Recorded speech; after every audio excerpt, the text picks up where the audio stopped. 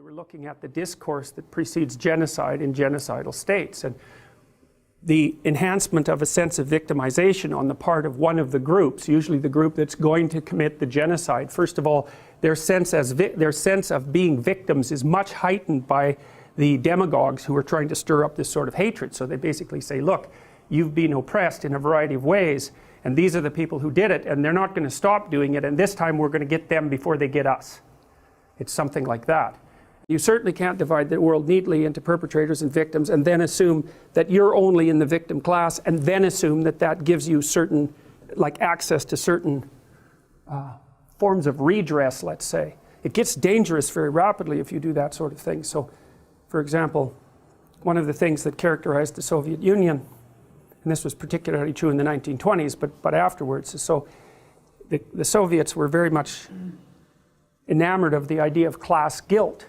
When the communists came in, they described those landholders as parasites, essentially, predicated on the Marxist idea that if someone had extracted profit from an enterprise, that they had basically stolen that profit from the people, say, that they had employed or otherwise oppressed. And so you could be a member of the kulak, and then because you were a member of that class, you were automatically guilty. And so what happened was, and you got to think this through to really understand what happened. So what happened was the intellectual communists were sent out in cadres out into these little towns to find people who would help them round up the kulaks.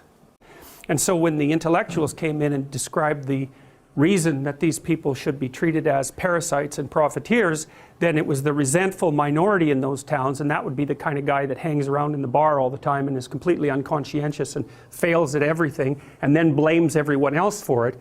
The intellectuals came in and said, this is unfair that this happened to you. You've actually been victimized, and now it's your opportunity to go have your revenge.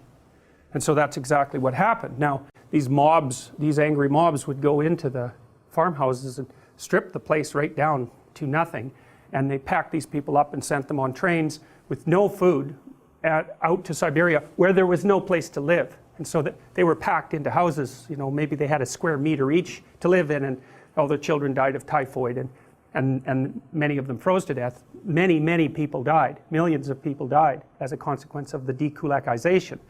What happened then was that there wasn't any food produced. And so then 6 million Ukrainians starved to death in the 1920s, which is something you never hear about, right? You never hear about that. Why do you never hear about that? That's a question worth asking. You know, it was an absolute catastrophe.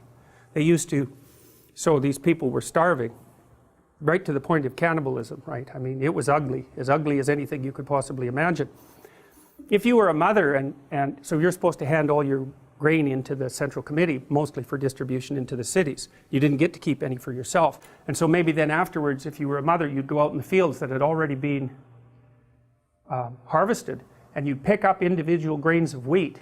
And if you didn't turn those in, that was death for you. So that's how far it was pushed. Well, so that's a little story about how victimization, how the idea of victimization and perpetration can get out of hand extraordinarily rapidly. And so whenever people are beating the victim drum, you know, they'll cover that up with empathy, roughly speaking. We're speaking on behalf of the oppressed. It's like, maybe you are, but maybe you're no saint because, you know, you're so sure that you're a saint and you're only speaking from the position of good. It's highly unlikely.